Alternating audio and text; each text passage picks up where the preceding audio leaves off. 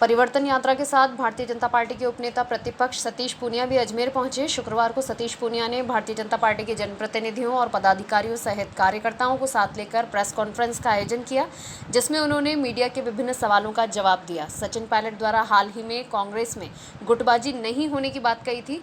इसके जवाब में पूनिया ने कहा कि सचिन पायलट उनके अच्छे मित्र हैं, लेकिन सचिन की फिल्म का नाम है दिल है कि मानता नहीं। क्योंकि कांग्रेस में गुटबाजी नहीं होती तो सचिन पायलट अभी मुख्यमंत्री होते। कांग्रेस में नए नेताओं को अवसर देने की ताकत नहीं है, इस बात को उन्होंने खुद ही साबित कर दिया है।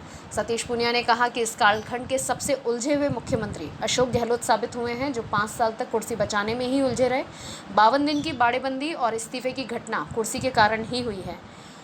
पूनिया ने कहा कि परिवर्तन यात्रा 200 विधानसभा क्षेत्रों तक जाएगी। 18 दिनों में पूरी होने वाली परिवर्तन यात्रा का समापन प्रधानमंत्री नरेंद्र मोदी की सभा के साथ होगा, जिसमें 25 सितंबर को प्रधानमंत्री नरेंद्र मोदी राजस्थान भर के बूथ स्तर सहित आम लोगों और कार्यकर्ताओं को संबोधित करेंगे। उपनेता प्रतिपक्ष सतीश पूनिया ने कहा कि भारत के अंतरिक्ष वैज्ञानिकों की ताकत पर दुनिया को भरोसा हो चुका है। भारत अब एक ऐसा देश बन गया है जो विश्व में सबसे ज़्यादा अंतरिक्षयान लॉन्च कर चुका है। दुनिया भर के तमाम देश अपने अंतरिक्ष यानों की लॉन्चिंग के लिए भारत आते हैं। 23 अगस्त को चंद्रयान 3 की सफलता के साथ ही लोगों में स्वाभिमान पैदा हुआ है। लोगों को लगने लगा है कि हम तरक्की के रास्ते पर हैं। पूनिया ने कहा कि G20 समिट का आयोजन भारत के विभिन्न स्थानों पर हुआ है। दुनिया भर के डेलीगेट्स भारत आए हुए हैं और यहाँ की संस्कृति के साथ ही खान पान, वेशभूषा और विरासत से भी रूबरू हुए हैं। प्रधानमंत्री नरेंद्र मोदी के नेतृत्व में दुनिया भर में भारत की विशेष ताकत बनी है। दुनिया में पर्यावरण की चर्चा चलती है तो international followers alliance the leader के तौर पर भारत को जाना जाता है। पूनिया ने कहा कि भारत दुनिया की तीसरी बड़ी अर्थव्यवस्था बनने का मादा रखता है। इसकी संभावनाएं देश में नजर आती हैं, लेकिन अफसोस की बात है कि राजस्थान में एक ऐसी सरकार है जिसकी शुरुआत झूठ, धर्म के तुष्टीकरण, दगाबाजी से हुई है। चुनाव के वक्त कांग्रेस ने कहा था कि हमारा घोषणा पत्र बाइबल के समान है और हम इसे राजस्थान के हितों में लागू करेंगे। राजस्थान की जनता ऐसे शब्दों को पकड़ लेती है। राजस्थान में सबसे ज़्यादा बेरोजगारी है और बेरोजगारी से बड़ा अपराध पेपर लीक करना है। RPSC की साख पर बट्टा लग चुका है और बेरोजगारी का दंश सहना युवाओं की फितरत बन गई है। पूनिया ने कहा कि हमारी पहली कोशिश है कि कांग्रेस सरकार को सत्ता से बाहर करें और वहीं दूसरी कोशिश है कि बीजेपी को अच्छे बहुमत के साथ सत्ता में लाया जाए। मुख्यमंत्री पद के चेहरे का कोई सेट फिनोमिना नहीं है। पार्टी इस पर खुद डिसीजन लेती है। भारतीय जनता पार्टी की चाल, चरित्र और चेहरे के मामले में दूसरे लोगों से अलग है और अलग ही रहेगी। पार्टी में किसी भी व्यक्ति की नाराज़गी या संतोष तात्कालिक हो सकता है, कुछ भी स्थायी नहीं है। वहीं पैराशूट उम्मीदवारों के सवाल पर उन्होंने कहा कि पैराशूट की प्रक्रिया कांग्रेस में ज़रूर रही है कि कहीं का भी आदमी कहीं भी जाकर चुनाव लड़ सकता है, लेकिन भारतीय जनता पार्टी में कहीं भी पैराशूट की संभावना नहीं है। नमस्कार मित्रों, भारतीय जनता पार्टी की अजमेर में इस पत्रकार वार्ता में आप सबका स्वागत और अभिनंदन है। मैं प्रदेश भारतीय जनता पार्टी की तरफ से आपका धन्यवाद ज्ञापित करता हूं कि आप सब लोग पधारे।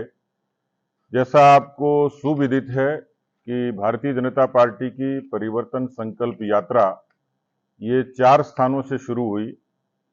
पूरा निष्कर्ष के रूप में 200 विधानसभा क्षेत्रों तक जाएगी, लगभग 9 से 10 हजार किलोमीटर की यात्रा करेगी और एवरेज 18 दिन में 19 दिन में ये पूरी होगी।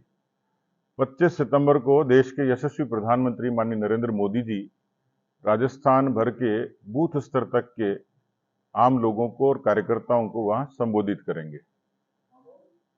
इसकी परिणति मोदी जी की सभा के बाद होगी।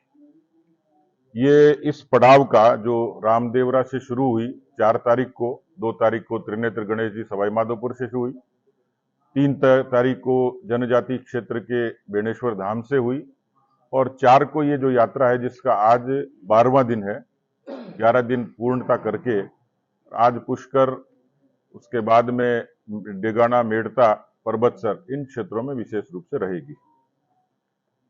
मित्रों, इस सरकार के कालखंड को लगभग 5 वर्ष पूरे होने हैं और हम लोगों ने सदन और सदन के बाहर मुख्य तौर पर जो मुद्दे हो सकते थे उन सब मुद्दों का हम लोगों ने प्रमुखता से उठाने का काम किया। अनेक ऐसे मुद्दे थे जो प्रादेशिक मुद्दे थे, कुछ स्थानीय मुद्दे थे। अभी जब मैं चर्चा कर रहा था तो यहाँ के हमारे स्थानीय विधायकों ने, पार्टी के पदाधिकारियों ने इस बात का संकेत किया कि यहाँ पेयजल की, पावर कट की, अवैध घुसपैठ की जिसमें बांग्लादेशी और रोहिंग्या बड़ी तादाद में यहाँ आए, कानून व्यवस्था की, स्मार्ट सिटी की बदहाली की, इस तरीके के कुछ बातों का उन्होंने संकेत किया है। मुझे लगता है इस बारे में आप भी पूरे तरीके से भिग गए हैं और आपने अनेक अवसरों पर लिखा भी है।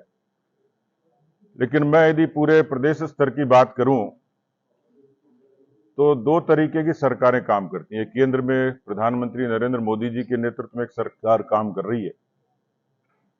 पिछले 10 वर्षों का लेखा जोखा करें तो देश के इतिहास में बहुत सारी लोकतांत्रिक सरकारें आई हैं और गई हैं, जो देश में इंफ्रास्ट्रक्चर के डेवलपमेंट का काम जो शुरुआत वाजपेयी जी ने की, जिसमें मोटे तौर पर कई बातों का उल्लेख होता है। जो स्वर्णिम चतुर्भुज के जिस हिस्से पर हम लोग स्थित हैं, उसी तर्ज पर आज अजमेर के गांव और गली तक प्रधानमंत्री ग्राम सड़क योजना का बोर्ड दिखाई देता है। ये उत्साहित करने वाली बात है कि उनकी शुरू योजना के 7 लाख किलोमीटर सड़कें बनी, 70,000 किलोमीटर पीएमजीएसवाई राजस्थान में बनी और अकेले इस कालखंड में 20,000 किलोमीटर सड़कें बनी। यानी इंफ्रास्ट्रक्चर का मैंने एक उदाहरण के तौर पर बताया। किसानों की सहूलियत के किसान क्रेडिट कार्ड, जो एक बड़ी अभिनव योजना है, जिससे छोटे कर्ज से किसान ताकतवर होता है और अपने आर्थिक रूप से संबल उसको मिलता है। उसी तर्ज पर प्रधानमंत्री मोदी जी ने प्रधानमंत्री किसान सम्मान निधि, जो देश नहीं दुनिया की किसानों के लिए डायरेक्ट बेनिफिट ट्रांसफर स्कीम है, और इसमें लगभग 11 करोड़ किसानों को 2 लाख करोड़ से भी ज्यादा उनके खातों में सीधा ट्रांसफर हुआ है।